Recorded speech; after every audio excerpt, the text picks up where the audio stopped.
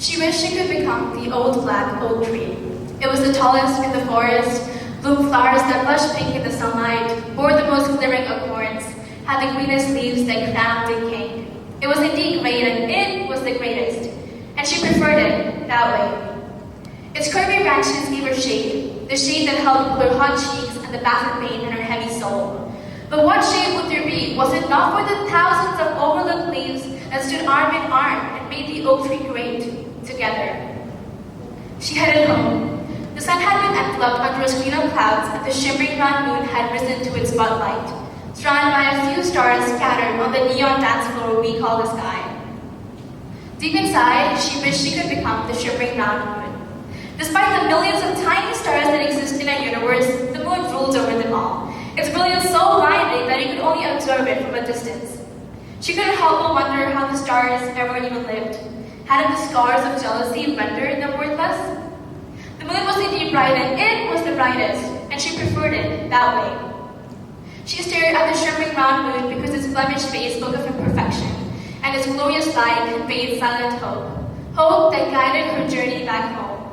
But what light would there be, was it not for the sun that let the moon borrow its glamour so that they could eradicate darkness together?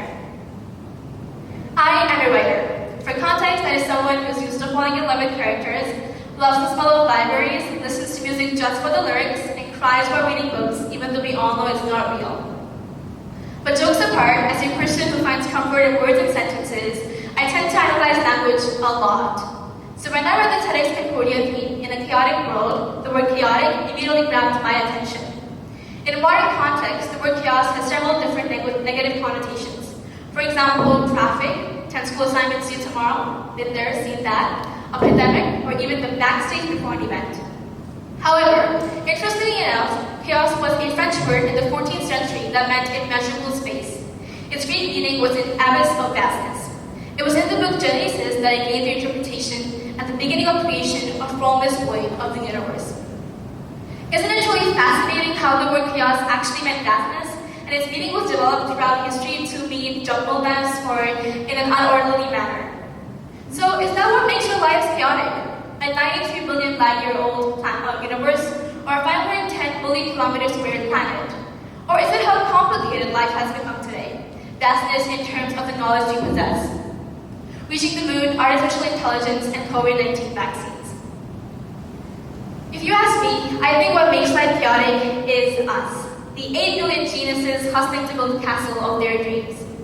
Fun fact, did you know the calcium in your teeth, the nitrogen in your DNA, and the iron in your blood were all made by collapsing stars? So technically, we're all made of stardust.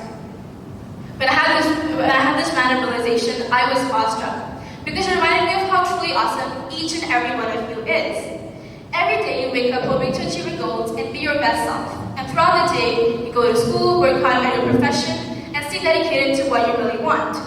You overcome the heavy toll of your own emotions, ignore other people's judgments, and correct your flaws to be the bright star you are.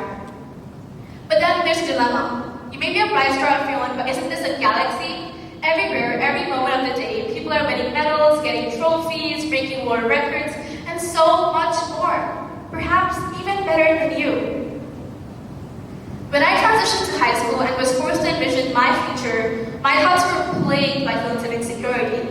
I was unable to study properly or even take a break because I would just wonder and just stare at my classmates' accomplishments. They were playing beautifully in the orchestras, but I didn't even get my strings right. How they were entering and winning mass Olympiads while I was searching through YouTube for help videos. This feeling of inadequacy is partly fueled by society's demeaning culture of comparing. And on top of that layer of societal pressure, I'm a highly competitive individual. So at the beginning of grade 9, 4 years of graduation, I sat down and told myself that for me to be successful, I would have to step down in the dirty rat race of constantly scrambling after medals and certificates to add to my resume while pushing others down. Never once did I consider that instead of a blood-sucking race, success could be a quiet stroll in the park, where you're taking one step at a time at your own pace. Now, fortunately, for all that matters to my parents, they would tell me, you could feel your chest and we'll still love you, honey. And even though that was incredibly sweet of them, my ambitious self would not hear a word of that. In Vietnam, I was in a culture where students were pursuing a musical instrument while entering a sport, while entering academic events. And when I asked them how they came to be here, they would say it was because of their parents. This particularly upset me because my own parents were so relaxed and laid back, and I remember complaining that they needed to become more Asian. After exams in my class, students would ask each other for their scores. Now here's the trick. If you had scored higher, you would just casually mention it in the conversation. But if they had performed better, why didn't you pretend to be happy? And even that ceased to exist. Today's students just grunt or frown when somebody else scores better. This makes me marvel that even young innocent minds have strong fragility, and it is virtually impossible to feel genuinely content for others.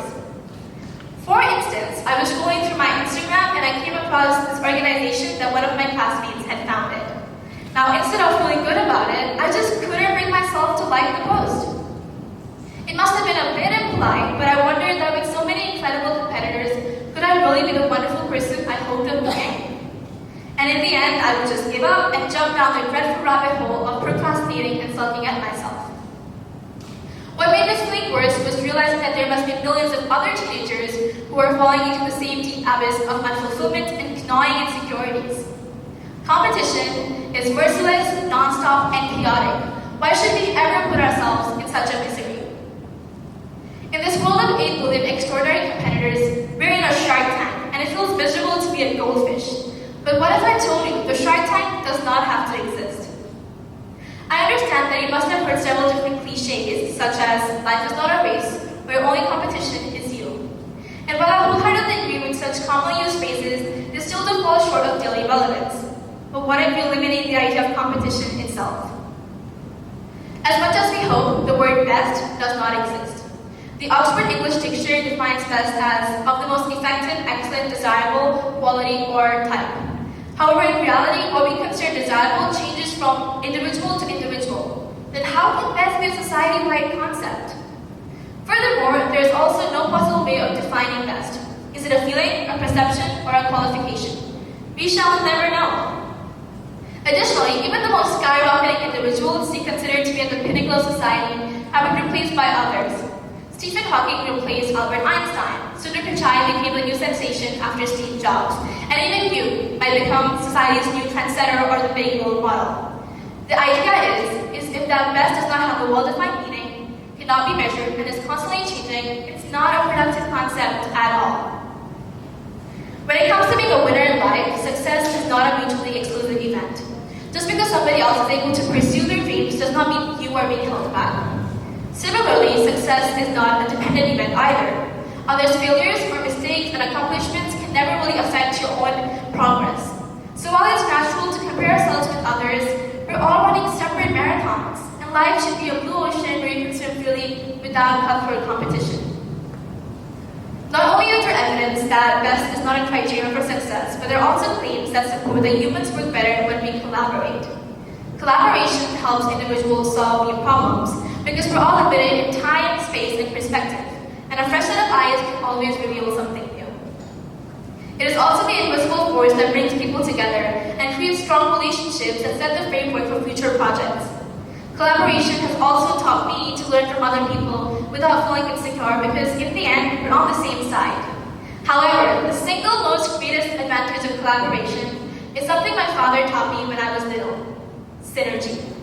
Synergy is defined as the combined power of a group of things working together that is greater than the total power achieved by each of them working separately. This is why 3 plus 3 is equal to 6, but 3 times 3 is 9. As individuals, our growth is linear, but when we take collective efforts, we grow exponentially.